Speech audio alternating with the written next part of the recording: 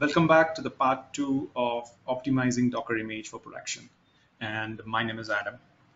For those who missed the first session, please subscribe to our channel wherein we went through the first three methods of how you can optimize the image, which is where we understood how do we take a minimal base image, which will help us to reduce around 80 to 90% of our total image size. And then we understood what are multi-stage builds and how it can help in image size reduction. And then we also understood how do we reduce the number of layers that you have in your application image.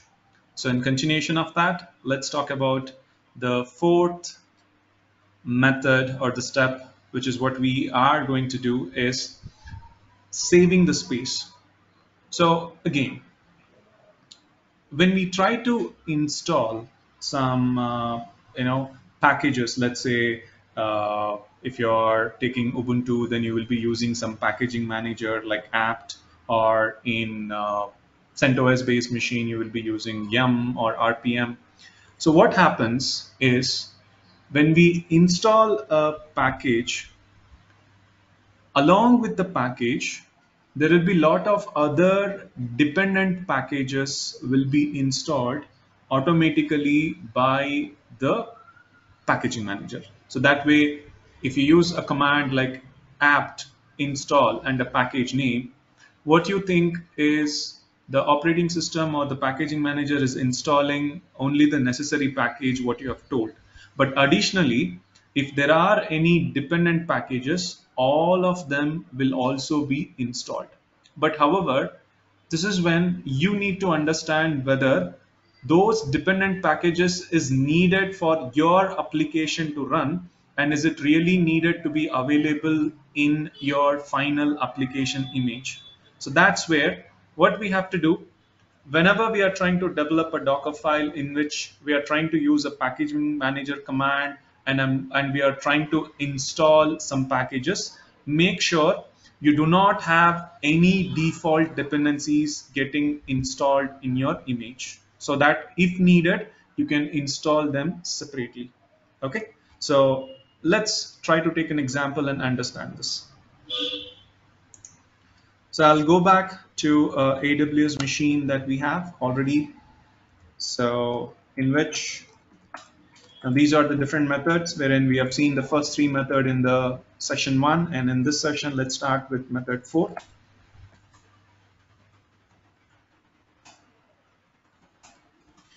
Okay, so we have a Docker file here, which is the blotted Docker image. So again, if you look at this example, so I'm using Ubuntu based image and I'm running several apt commands, in which if you focus over here, I'm trying to install a package called Vim, and I'm trying to install a package called NetTools and something called as DNS utilities, right? So what will happen? These packages will be installed by the packaging manager for Ubuntu, which is apt-get. But however, along with it, whatever the dependencies are there will also get installed. Okay. So what we will do now, if there are any old images, let's delete. So before I run, this is from the previous session. So quickly, let's delete all of them.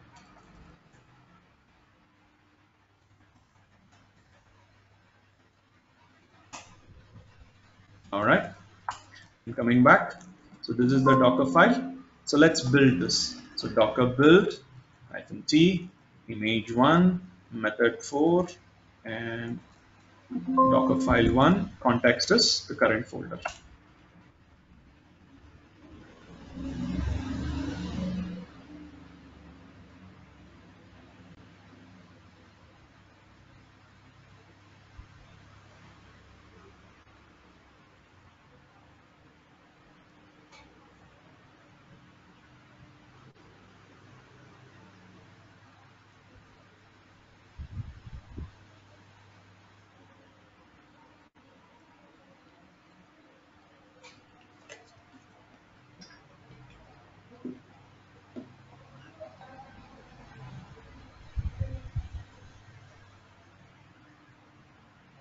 All right.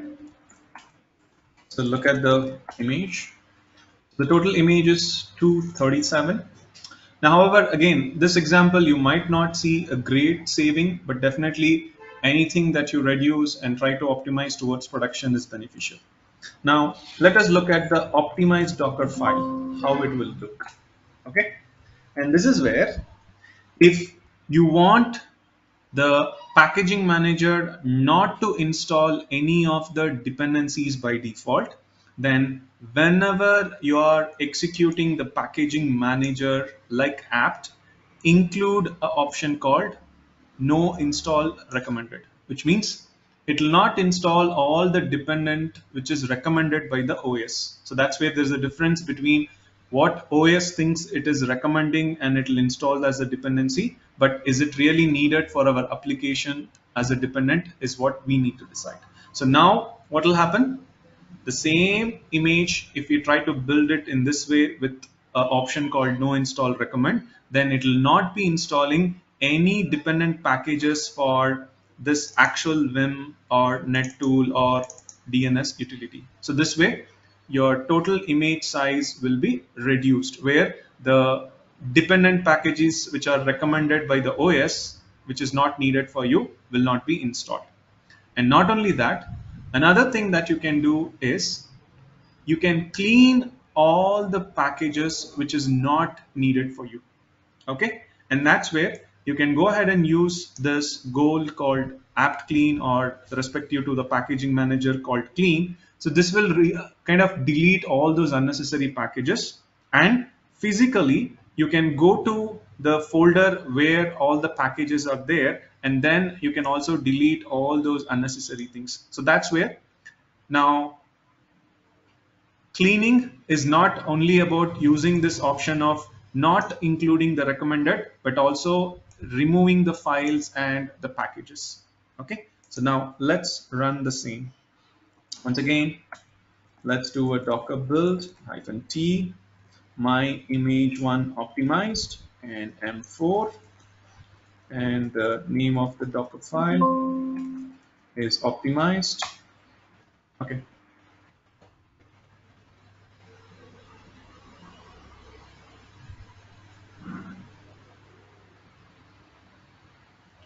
So again, in this example, I've just used some very simple packages, but when you try to install some other application related package, then there will be a lot of supported, or what we call it as the recommended dependent packages will be installed.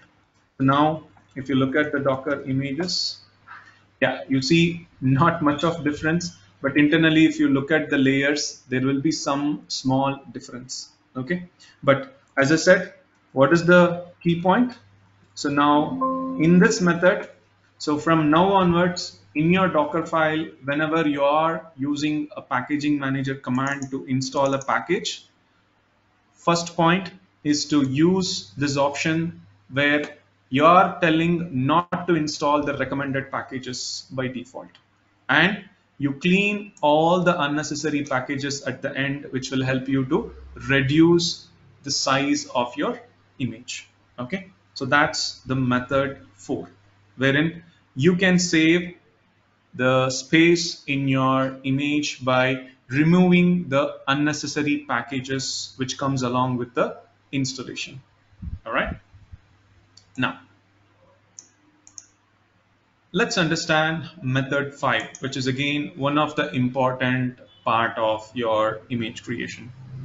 So the method 5 is how do we use the Docker cache? Okay, so for that, let's first understand what do we mean by a Docker cache. So what happens when you try to build a Docker image? I told you that image is nothing but collection of layers, and every instruction that you run line by line will be stored as a layer. So what happens is the layers that Docker builds or creates is actually stored into a location called where lib docker, which is what we call it as the local cache in the machine. Now, how is it useful? Have you noticed whenever you run the docker build command for the same image second time, it will be super fast. That's because if there is a layer which is already existing in the where-lib docker, which is what we call it as cache, the docker will use that and try to add it in your image. So this way, your image creation will be super fast. Okay. So practically, how does it work?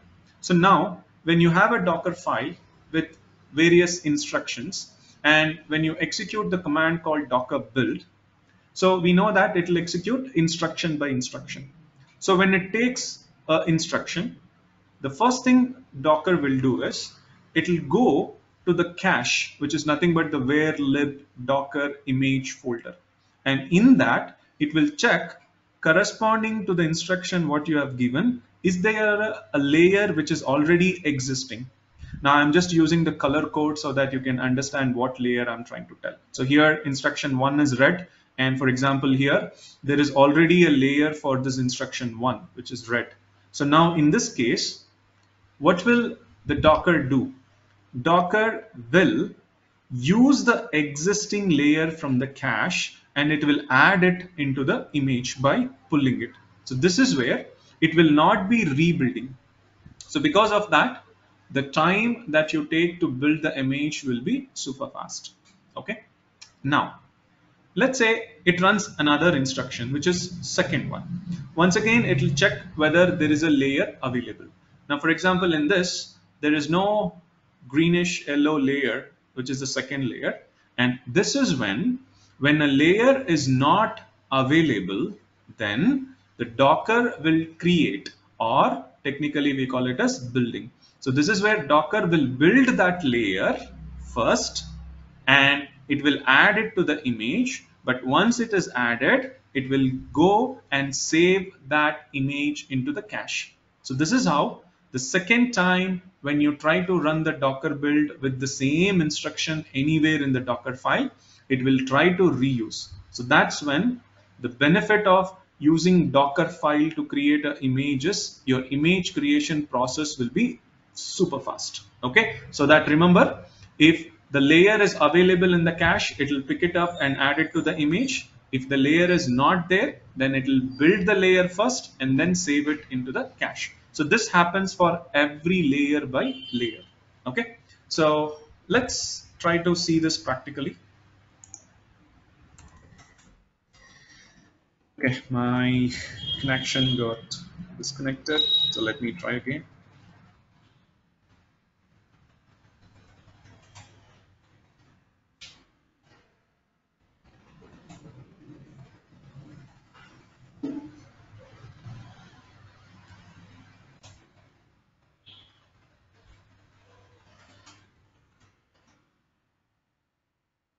Okay, and let me go to method 5.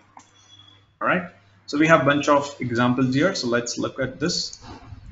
Now, the first one, okay, so in this example, you can see I'm trying to copy a couple of files into the image. So that means for every instruction that we run, it is going to create a layer.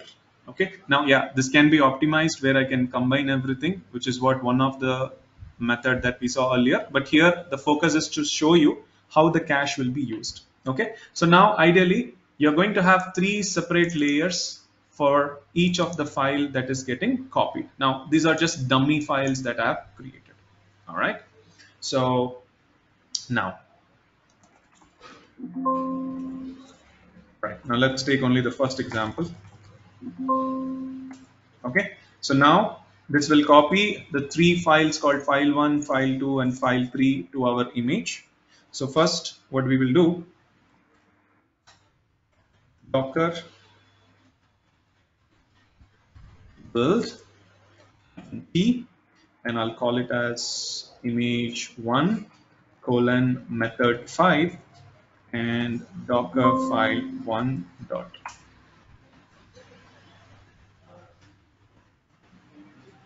All right, so okay, let's say docker images. Now we are not worried about the size as of now. We are looking at how can we make our image build faster. So for each of the step or the instruction, it has created a layer. Okay. So what we will do now, to the same file, let's add a new file to be copied. Okay. So what we will do, let's take the Docker file 1. Okay. And let's put a new line. All right. And let me just change this to 4 to 5. 4. Okay. And let's try to run this and see. So let's say Docker build empty image2 colon method 5 and Docker file 1. So if you actually look carefully, now since copy file is also going to be a fast command, but if you have noticed, when you try to run the Docker file, it's not building everything. Instead, it's trying to say that it's taking the cache.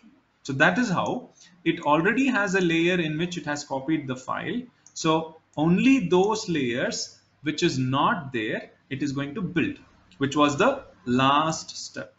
Now for this, there was no layer, so it has built and it has been copied to the cache. So now if I build this image again and if I did some more change on top of this, then it will also take next time this layer from cache and it will be only building a new layer. Okay, for that what we will do, let's take the file 5. What I will do, so let's edit this and let's add.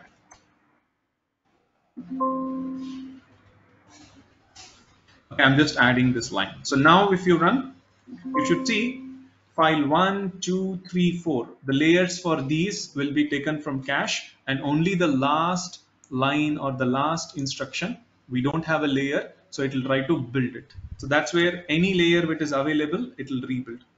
So this time I'll just run it as image 3 and you can see it has taken everything from cache. Now the step 5 where we copied the file 4 is also available in the cache now, so it is taking it up and reusing, and only this step or the instruction is not there, so for that it builds the layer.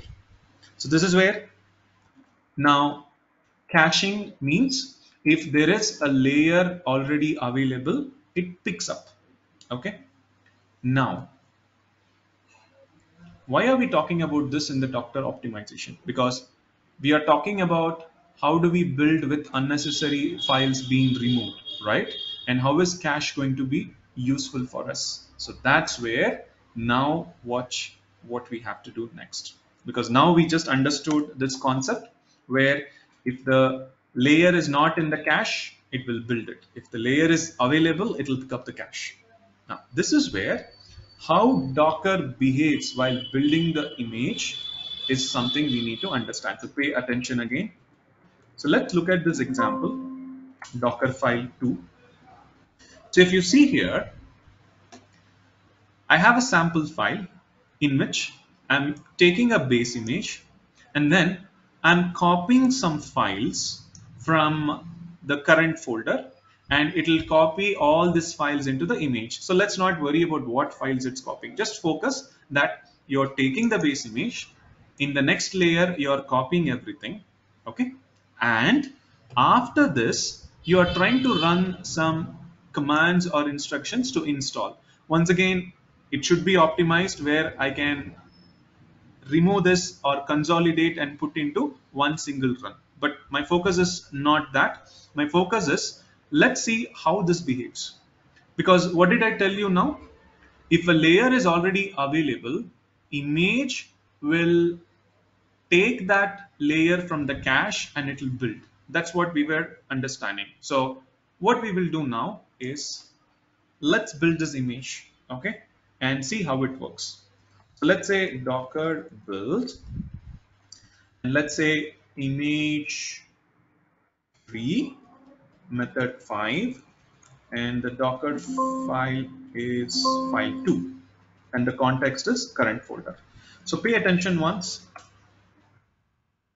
Okay, sorry, I missed the -t.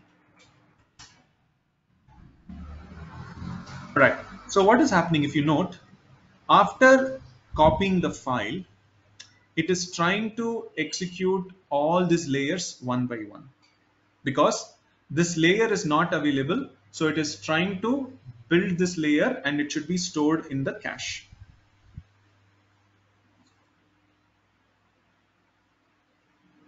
Okay, so you can see every step it is trying to build a new layer. So typically now this should have around 9 to 10 layers, right? Fine, it's built it. Now let's not worry about the image. But now what happened? The image didn't have these layers. So typically all these layers were built and it is stored into cache. Okay, so now what I'll do, it's the same Docker file. Okay, we will add a new file. So that so far we have 5 files. Let me create a file 6. Okay, and now if I run the same Docker file, what do we think it is going to do? So we might think, okay, the base image layer is there. Now, however, while doing a copy, this layer is new because earlier we had a layer with only 4 or 5 files, but now there is a new layer where we have to also add file 6. So that way you might think the copy will be rebuilt. However, for this there is no change, so it should be using these layers from the cache, right? Now this is where the understanding what we need to have. When it builds a layer, it doesn't directly build everything separately. It's like a chain. Okay, so the layer that you're creating depends on the previous layer. So that way, now when it comes to this layer, it depends on the previous layer. Now since this layer has been modified, it will once again think that this layer or the instruction has to be re-executed. So that way you will now see, just like the first time, when I now build the image, it is once again going to build the cache or build this layer and store into the cache. It will not use this from the cache which is already available. That is because the placement of the instruction has a huge difference, because how caching works, the cache depends like a linked list or like a chain where it sees the previous layer and then creates its reference. Now because this layer has been changed now and we are building this, it is going to rebuild all the layer. Okay, so this is where your image is kind of rebuilt every time. Your image size is also going to depend on it, as well as the time that you take to build the image will also be huge. So watch it now. So if I say docker build image 4 method 5, okay, so watch, again I missed the -t. You see it created a new layer. However, for each of the apt or the run instruction, it is creating a new layer. So it is not referring to cache. This is going to impact your image creation process. So that's where understanding how to use cache is very important, because the basic is, if the cache is not there, it will try to build the layer and put the cache. But how does it decide is where you need to understand. Okay. So you saw it almost recreated everything. And this is when, how can you make it as an optimized image? So now let's look at this file. Now this is where, when you are developing a Docker file, it's good practice to always keep the instructions which is not going to be changed very frequently in the beginning. So this way, any instruction that you feel will be getting modified later should be at the end. So this will help in using those layers which are unmodified from the cache, so that your image will be optimal and the time created for your image will also be super fast. So the same Docker file, the only difference that I have done is moved this copy command instead of from the beginning to the end. So now if I build the image for the first time, it will create all this layer, and it will also copy the file and create a layer. But if I add or modify a file again and run this image, the previous layers will not be rebuilt. It will be used from the cache, and it will only build the last layer where the modification is there. Okay, so let's see that. Now before that, let me delete all the previous images so that I can show you from the beginning.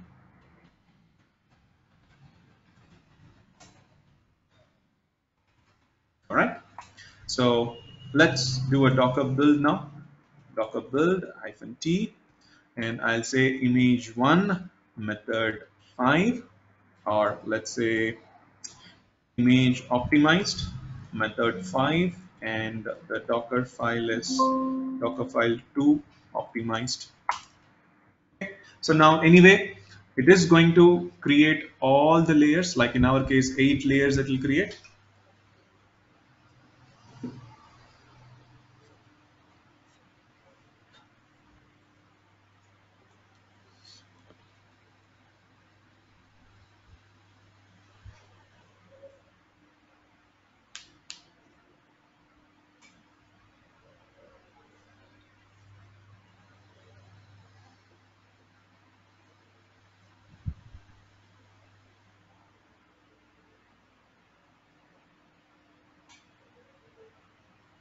All right, so now what I'll do, let's create another file called file7. Okay, and now let's run the same Dockerfile2. So now you should see only in this we have added a new file, so only this last layer should be recreated, whereas all the previous layers is not modified, so it should be picking up from the cache. So let's go ahead and run the build command, and I will just say okay, optimize 2, just to show you. Here you go. So now you see, typically it took less than 1 second. That's because the place where you put your instructions are important, because when you take a cache, it don't just directly take layer by layer, it has an internal reference where it will check, and this is where a small replacement of your instruction matters a lot. So in this you can see, now no matter how many times you change the files and run this, it will only rebuild the last layer, whereas all the other layers, unless and until there is no change, it will be using it from the cache. So this is how you understanding how to write instructions, where to write instructions is also important, so that if there is already a layer which we can use from the cache, your image creation will be optimal. Okay, so that's method 5 in making use of the cache, so that if there is a layer already there, your image creation will be faster and optimal. All right. Okay, now let's understand method 6, that is exploring the image layer. Now this is where I was telling you, okay, there are different methods like use a optimal image. Now when you install package, you can make sure the suggested or the dependents which is not needed for you, those packages can be removed. But however, you can also reduce the layers and the files inside. But still, when you build an image, to make it more optimized, you should be able to have the ability to break down your image into layer by layer. Now Docker history command will just tell you how many layers are there, but it will not tell you what are the actual contents of that. Okay, because now if you really want to take your image and try to optimize it, then the necessity will be that how do you divide your image into small layers, and you have the ability to see what does each layer contain. And not like that, but also you should be able to understand how much of space that potentially you can save from each one of them, or what is that you have actually wasted by putting unnecessary files. And if you have an overall score, like when I say a score, what if I tell you, okay, you give me the image, and if I tell you what is your overall percentage on how efficient your image is, then it will be a very good process where we can add it to our build pipeline, so that whenever we build our image, we should be able to clearly tell, okay, even though you have used various methods that we have seen, still these are the layers in which you can reduce some files or remove some unnecessary files from a particular layer and make your image more optimized and less vulnerable. And that's where the need for us is not just to run your Docker build command and stop, but you should be able to analyze and explore each and every layer and the files inside. And that's where Docker alone will not be sufficient. Now for this, there are various tools available in the market to kind of scan your image and give you an overall picture on how your image looks, what layers it has, and what are the images it has. Sorry, what are the layers and files it has. Now that's where one of the popular tool that I prefer to use is called as Dive. So Dive is the open source tool specifically to explore the Docker image, where it can help you to break it up on how many layers your image has and what are the contents of each layer. Okay, so with the help of this, once you build an image, before you put your image into production, you can also analyze and make sure your image is much more efficient. So how does this tool work? So let's see that. Let me connect back.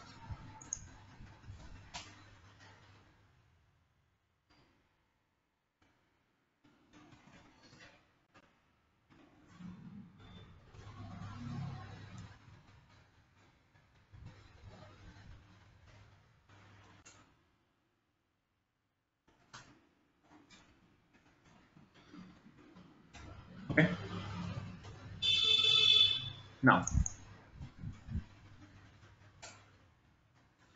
so we have to use this tool called Dive and run it against our image so that it will give us the details like layer by layer, and inside each layer what files and folders are there, and how much of efficient your image is, and how much of space that you can actually waste, or how much of actual space that you can save. So it is going to tell you each and every details.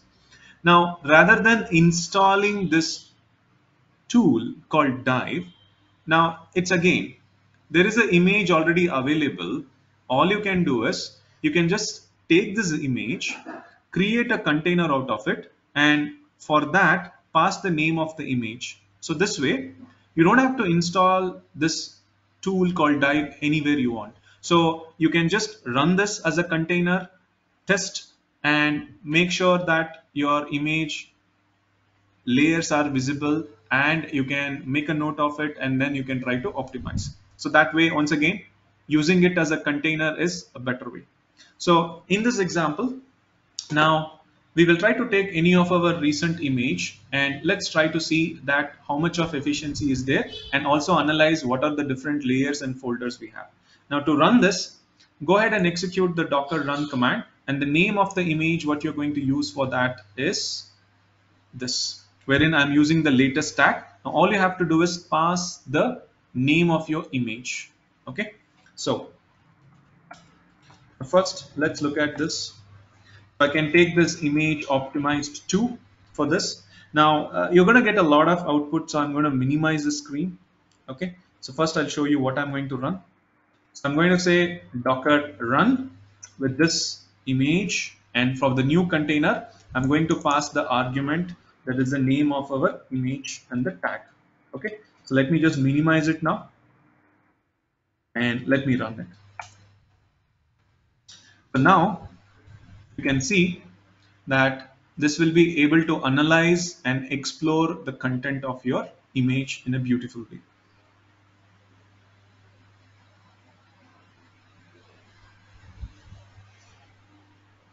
All right, so now you see this magic. So this is exactly telling you wherein in this section, it's telling you what are the layers it has. So you can scroll. Okay, so it's basically saying these are the different layers we have, and for each layer it is trying to tell you the complete details and what you have on this right section. So this is actually a separate section where it is telling for each of the layer that you have highlighted what is the files and folders that it has added and in which directory it has added. Okay, so that's where you can use the tab and you can switch to this and you can go through all this. So again you press tab, you will come back to this. Okay, so this is how it's a wonderful tool where you can know how many layers are there and what is the size of each layer, and for each layer what exactly the file or folder it has added or modified into your image. So this way it's going to clearly tell you the hierarchy. Okay, and not just that, look at this at the end. So it is telling overall you have wasted around 19 MB of space, which is what it is trying to tell you. These are the recommended files which you can try to delete. And not only that, the overall efficiency of your image. So this is where just by looking at it, you will be able to understand how much of more efficiency has to be added to your image or how much of optimization has to be done. So using this tool to analyze will be an important task. So now understand, as a DevOps engineer, if you are taking the responsibility of building the image, you're not just going to develop a Docker file and create the image and give it to QA or production. You should also make sure that the image is optimized. Now the question comes is, okay, should I be doing it for every image creation or should I be doing it at the end? Now, if you think just before the production, if you do this and try to find out there is a change needed and you rebuild the image, now the testing effort has to be done once again because you are not just changing the image, the content is also changed. So anything you have changed as a deliverable, because what is our deliverable now? The Docker image, which has your application. So the testing has to be done completely from the beginning. So this is where, what if you do this efficiency check as part of every image you are creating? Then the question will come, how should I do it? So is it like I should do Docker build first and create the image and then manually run this command? But again, how will I go to this view and check manually? So that's where the reason that I preferred this tool is this tool also has a ability to integrate it with your CI pipeline or your CI workflow, which is continuous integration workflow. So what you can do is you can use the dive tool to automatically verify your image rather than just showing everything in the screen like what we do. The dive tool has a CI mode in which you can tell a quality gate like, okay, scan this image and verify the image and tell me if the percentage of efficiency is less than 80% or less than 90%, or the amount of space that it is wasted is greater than 10 MB or greater than 20 MB. So that way you can run the same dive tool, and along with it in a CI mode, you can tell what is the percentage that you're looking at. So that way, if the verification finds out the efficiency of what you have told and what the image is returning when the dive is executed is less, then it will try to fail the pipeline. So that's how you can think of using dive tool as part of your Docker image creation pipeline. So that's where just a sample that I'm doing is you build your image using Docker build command. Now for that you can use Jenkins pipeline or you can use any other tool for that. But once you finish the Docker build command, call the dive tool, verify the image in such a way you give your efficiency as an option or an argument, and if the gates of the quality or the quality gates is successful, your total image is actually proper, then you push the image. Because if your efficiency is below the threshold what you have given, then the pipeline should fail and it is not good to push the image, where you can go ahead and send a notification and you can go ahead and fix it. So this is how you can add the dive tool as part of your CI process for your image creation. Okay, now how can you use that? And this is where, if you come back,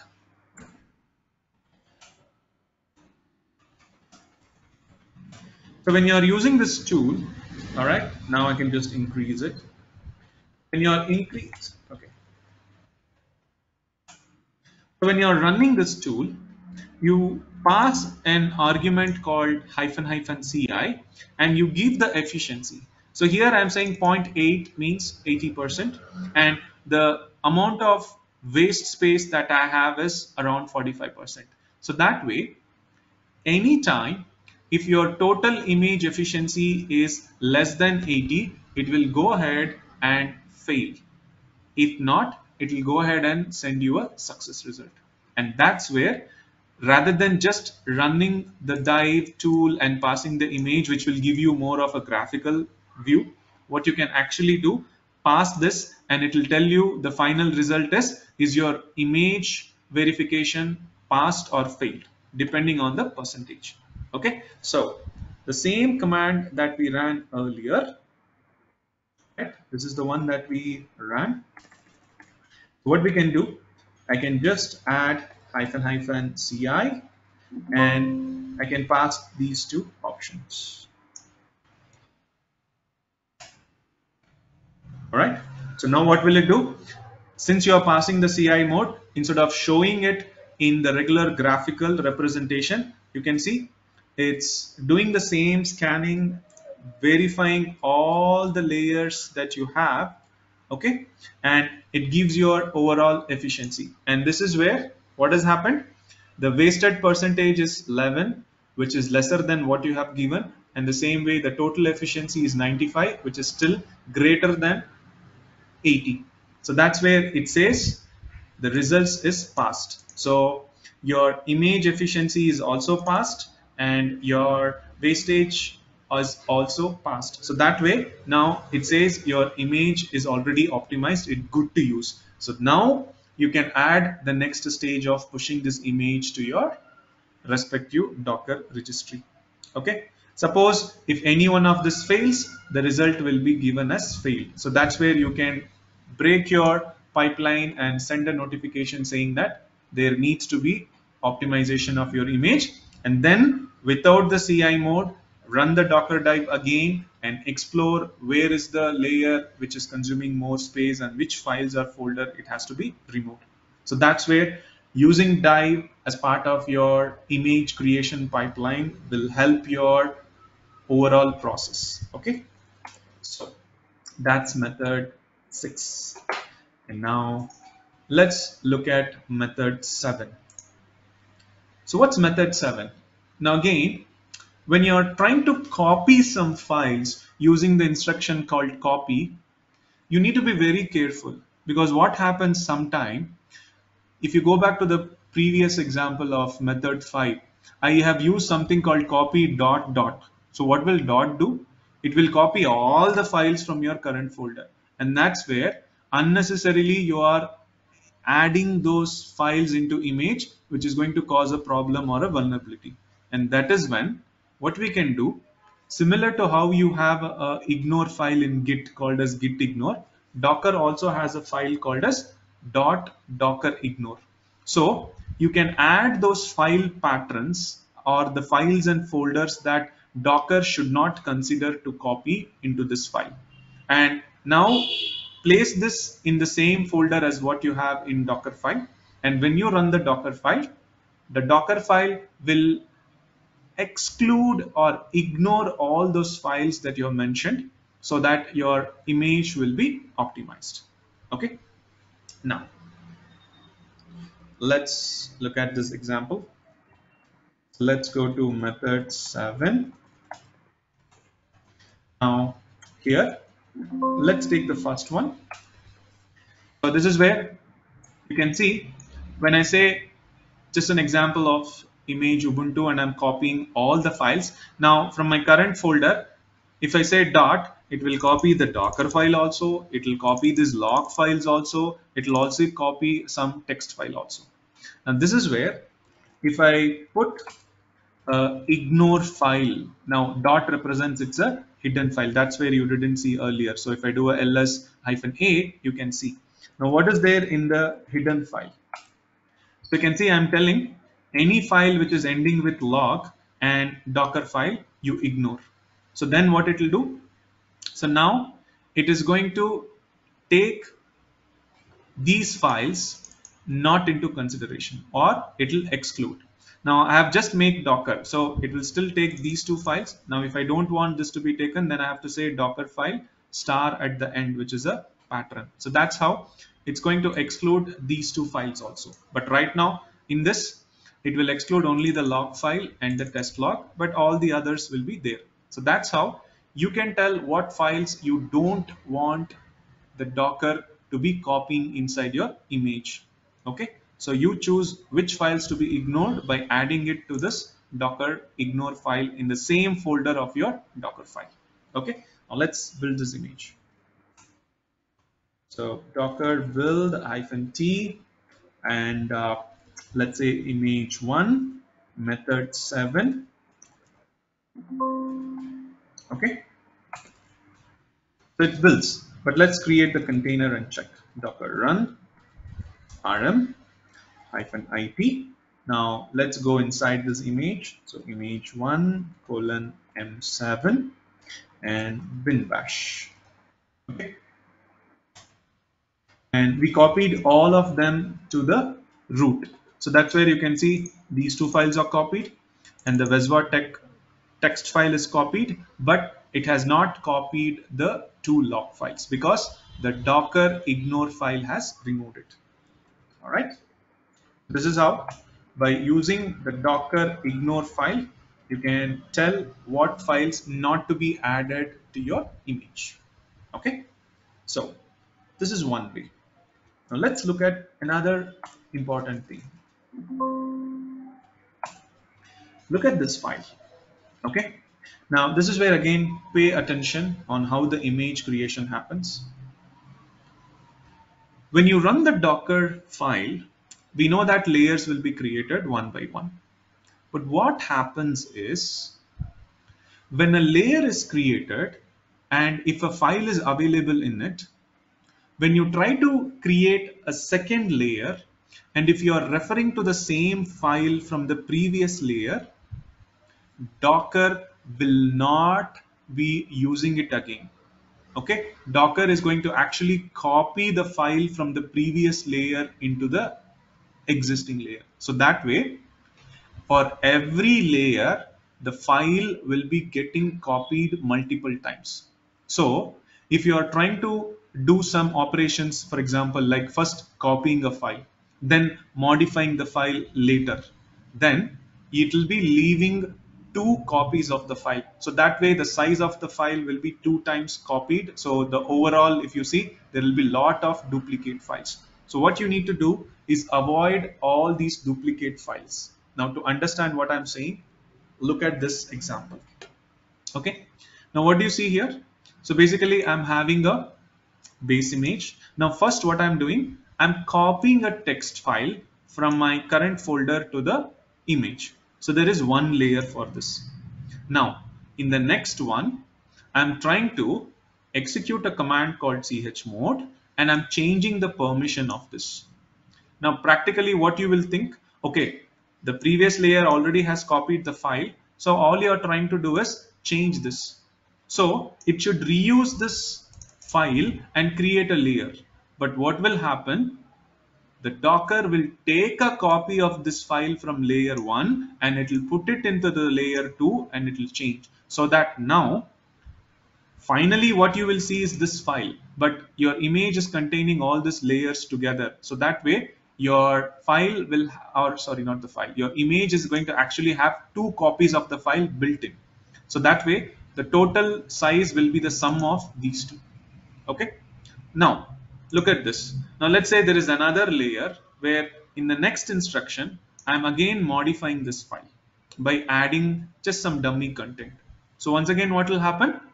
It is going to copy from the previous layer, that is this, and on top of that, it will modify and then keep it. So that the latest layer is what you will always see. But now, by now, your file should have contained 3 copies, okay, which is again not a good one. And that's where finally, let's assume you might think, okay, this is what is happening, let me rename the file. So even though you rename the file, what it is going to do, it's going to copy from the previous layer, and the renamed file is what you will be having in this layer. So now typically for this instruction, it is going to have 4 copies of the file. And then just to show you, finally, I'm deleting this file in the last command. So then you might think, okay, now you did so many things, but finally I deleted the file. So your image doesn't have this file. But what is happening? Your image actually has 4 copies of your file internally, even though you have deleted later. So this is how there will be lot of files which without your knowledge you might be modifying and changing, but it will be creating multiple copies of them. Okay, so that's where we have to be careful in consolidating all these layers as much as possible so that we avoid duplication of the files. Okay, now let's run this and see. So I'm just going to say Docker build. Okay, it's got disconnected. Let me connect back.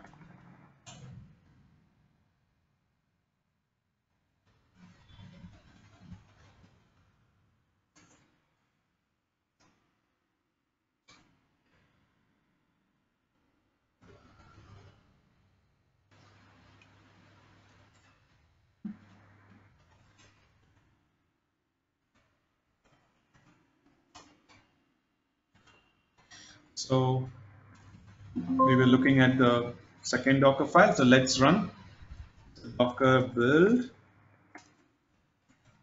t image2 method 7.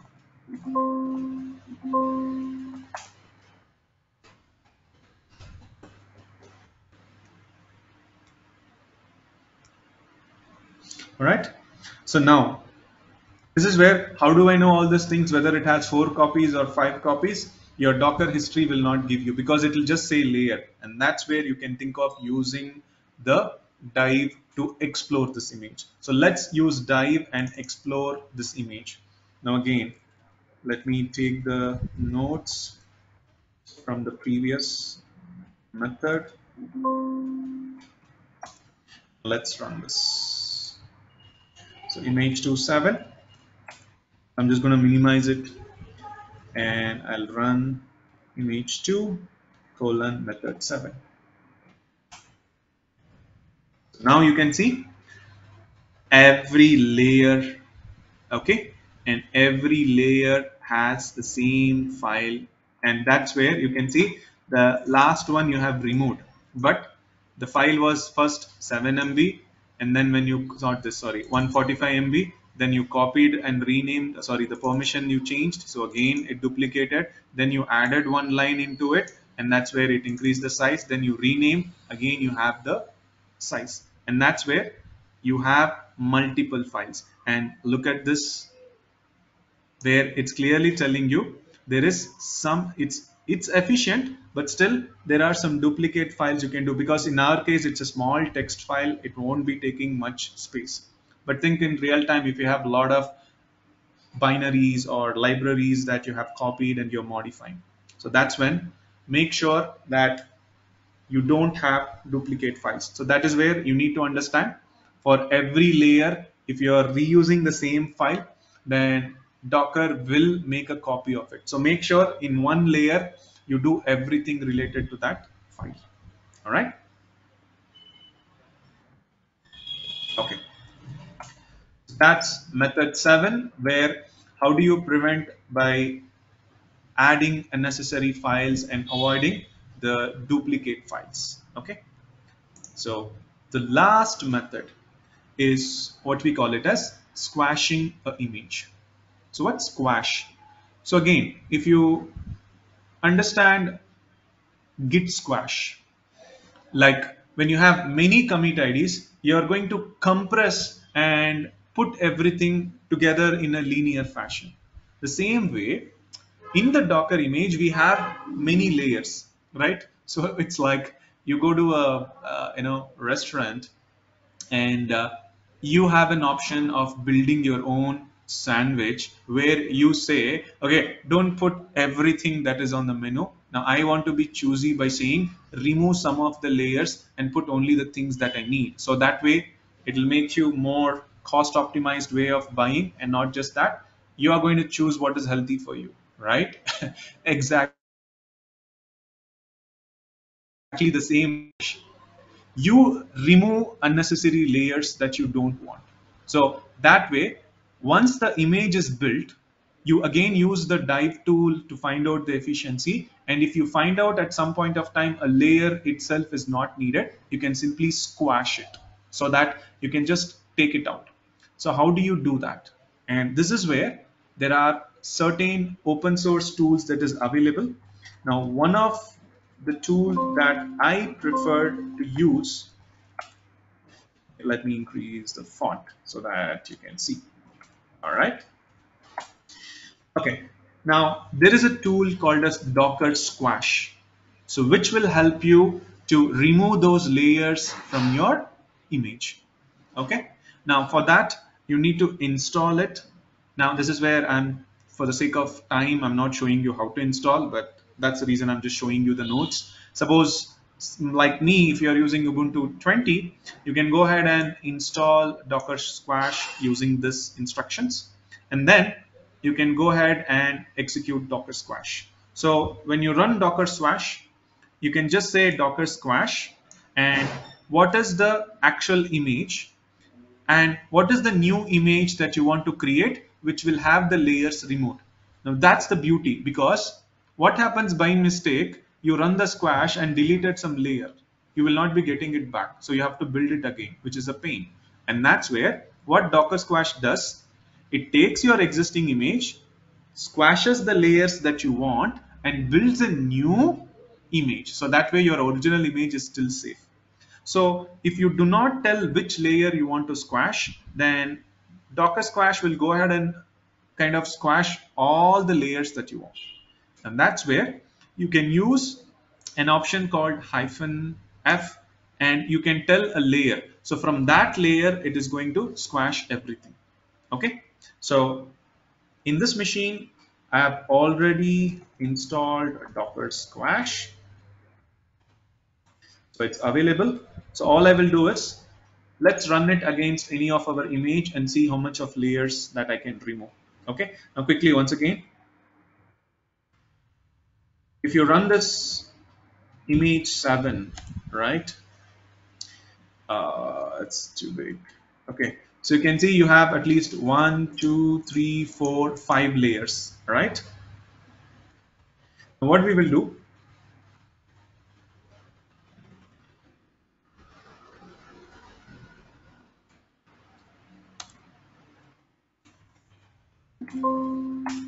let's run the Docker Squash. Okay. And the same way, I'll say a third layer, and let's give the new image. Okay. So I'll call it as Squash image. Okay. The name itself, I'm just giving it. And our original image, I'll say, is image 2 colon M7. Okay. So you can see it's kind of removing all those layers that you have given as squashed, and now it would have created a new image. So this is our original image. Okay. Now I have just removed some of the layers out of it. Okay. And this is your squashed one. Now to see this same way, now to confirm what and all it has squashed, you can just go and use a dive and run it against this. You can see it has only the first two layers. I just squashed all the layers from third. So basically the third and fourth layer, it has just squashed. Okay. So this is how, once again, before you run this, you need to explore your image using a tool like Dive and know what layers is needed, what layers is not needed, or what is the content inside the layer that you want to remove, and go ahead and try to optimize your image. Okay, so this is how from now onwards, whenever you are going to build an image, so it's not about just developing a Docker file. You need to understand how do you create your Docker file in an optimized way so that in your production, your containers has less vulnerability and the container creation will be fast and your image is efficient. So that's what we had for the session. Once again, thanks for joining, and my name is Adam.